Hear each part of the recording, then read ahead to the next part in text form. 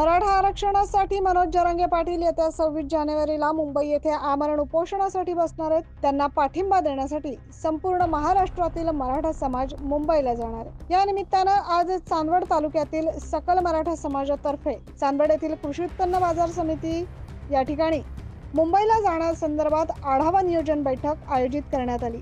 यामध्ये चांदवड देवळा मतदारसंघाचे आमदार डॉक्टर राहुल आहेर, चांदवड कृषी उत्पन्न बाजार समितीचे सभापती संजय जाधव, शिवसेना उभाटा गट जिल्हा प्रमुख नितीन आहेर, प्रहार जनशक्ती पक्षाचे गणेश निंबाळकर आदी उपस्थित होते।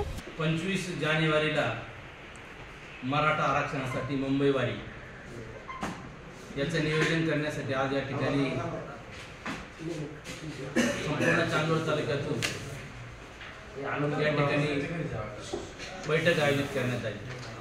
त्या बैठकीमध्ये संपूर्ण 4 जिल्हा परिषद गट प्रत्येक गावात त्या ठिकाणी जाऊन जनजागृती करायची आणि 25 जानेवारीला मुंबई येथे या ठिकाणी मराठा आरक्षणासाठी जरांगे पाटलाला भेटण्यासाठी आम्ही त्या ठिकाणी जाणार आहे। आणि मोठ्या संख्येनं चांदवड तालुक्यातून हजारोच्या संख्येनं मराठा बांधव त्या मुंबई वारीमध्ये सामील होणार आहे।